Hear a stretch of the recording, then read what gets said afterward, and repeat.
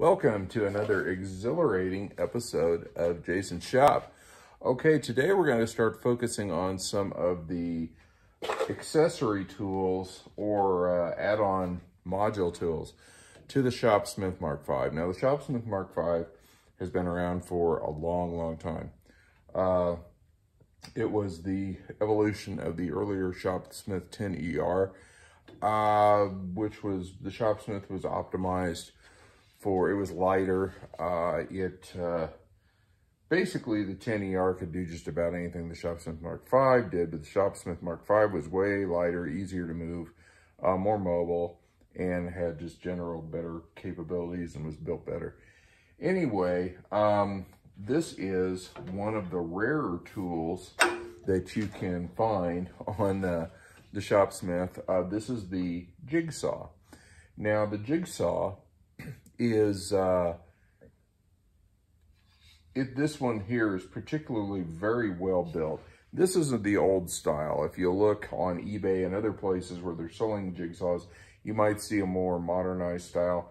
This one here works exactly the same as the other Jigsaw, the newer one, but the operating principles are basically the same. I want to explain some of the features of it.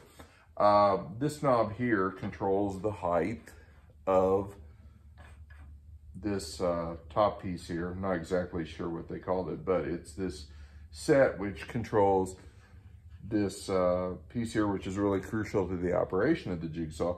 This pull down piece here, let me get this out of here. This has a removable plate like most saws. And down here, I'll zoom in on some of this stuff later. You've got your lower blade mount and the upper blade mount up here, which are, the mount is facilitated by two screws, hex head screws. And what happens is that blade, like, tension floats in there. You can't bottom out or it will break the blade. The Jigsaw blades, unlike the Bandsaw blades, are quite thin. And I don't know if you can see it here, but this is some of them right here. They're very thin. Okay, now this one here, most modern jigsaws take a blade that has two little rivets coming out of the top of it and the bottom, and they kind of fit in a slot. This one doesn't. This one takes ones that are completely flat, and it's secured in there by the tension of these two bolts. Now, okay, I've already removed these 4 bolts, which will allow me to take this off. Now, this is the top here. I'm gonna loosen this here, which adjusts the height of this, and this would be for different size blades. There are a lot of different size blades, some shorter than some longer, so you can find your happy medium here somewhere. Now, I will say that when I first got my saw, I bought this. This is the machine that it came with, the old green 1961 Greenie. When I first got this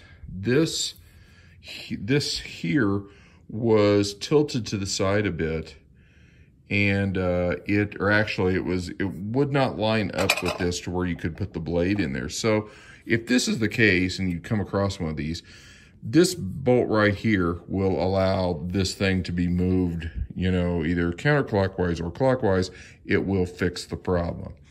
Okay, now as you saw here, this, you know, comes down and allows a float, a tension float for that blade, because unlike a bandsaw blade, these things are really thin. There has to be tension on both sides of the blade, because this thing, let me crank this and show you, moves up and down, and that's what facilitates the gyrating action of the blade.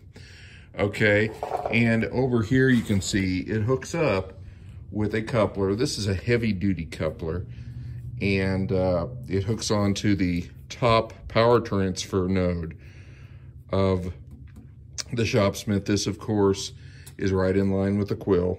This one down here is in line with another pulley. I'm not sure what that one's used for. It might be used for the jointer, because the jointer sits like right on the bedways. So anyway, here we are, and down underneath here you can see the Magna Corporation symbol, which I think was I don't know whether it was a separate company that made, you know, the Shopsmith was in cahoots with that made this stuff, but you can kind of get an idea. A little bit dirty down there, but Anyway, that's what it looks like underneath. All you have underneath is this little lower carriage there that it hooks up to. Now, the whole thing about the Shopsmith is there's a lot of these tools. The Shopsmith Mark V, well, what does that mean? Well, the Shopsmith is basically 5 tools in one. A table saw, drill press, lathe, disc sander, and horizontal boring machine, which is basically a drill press kind of turned sideways. Well, these tools like the jigsaw, the jointer, the sander, which I've got a sander right over there, as you can kind of see. I'll be doing a video on that later. These really greatly expanded the Shopsmith's capabilities. And instead of 5 tools, you could literally have just about as many as you wanted, or as many as the tools that they made. There's also the bandsaw, which I haven't got one yet, but I plan on getting one in the future. But as you can see, I have a very capable bandsaw right over there. Anyway, the Shopsmith, the whole idea behind it was to put industrial grade woodworking and in some cases metalworking tools in the hands of people who generally did not have the room for an entire shop. I mean, this Shopsmith is pretty compact. It'll fit in the corner someplace, doesn't take up a tremendous amount of room, and it gave you the power of an entire shop. So what I'm going to do is I'm going to mount a blade in here. I'm not going to show you how to mount the blade. It's pretty simple and easy, but then I'm going to crank it up and put a piece of wood through there and just show you how well it cuts. The difference between, why a jigsaw, you might ask? Okay, well, instead of a bandsaw, well, a jigsaw will do some things a bandsaw won't. For example, let's say you were making like a coaster for a glass, a decorative one, that had the design of a butterfly on the inside of it. There's no way a bandsaw can get inside and make those cuts. I mean, you'd have to cut through the outer circle of the coaster or square or whatever shape it is to get to the slots on the inside and then, fill them in later on.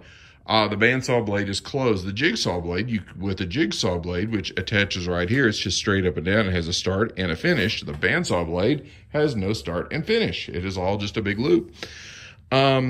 You could drill a hole at the points you wanted to make your cuts and slip the blade inside there, secure it in the machine and cut it out, and then unsecure the blade, take your coaster out and start on the next slot you wanted to cut and make a nice little decorative pattern without, compromising the integrity of the piece you're working on.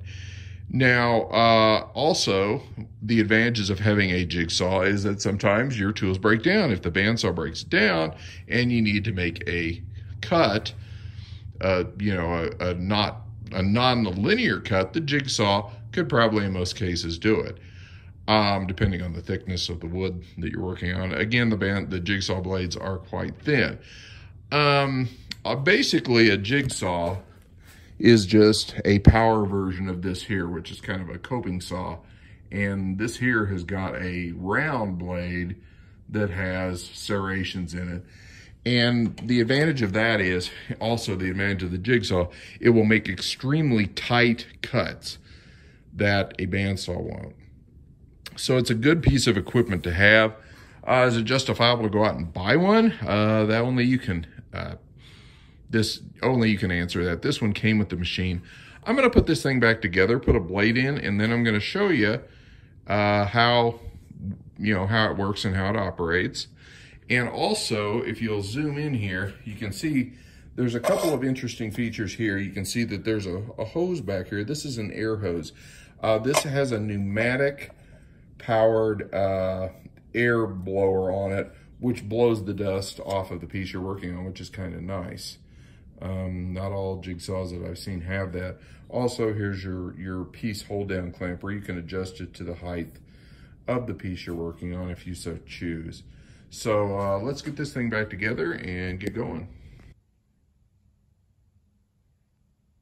Okay, as you can see, this has been attached, and you use this to tighten the clamp around the top one. So that blade's effectively floating in there now. As you can also see, this turns, and what you want to do here is get this where it rides in that little groove right there. So now this thing, as you can see, will oscillate up and down in there with no problem. So we should be able to turn it on and go to town. I'm gonna slip the piece back here, the insert piece back here in, and we'll go. Okay, I have the machine plugged in and we're all ready to go. I'm gonna get a piece of wood from over here so we can just see here. Okay, that's in there just about right. I might, let's see. Hold on here. I might lift this up just a bit if I can. Yeah, it'll go in under it. Okay, turn it on. Ooh, goody.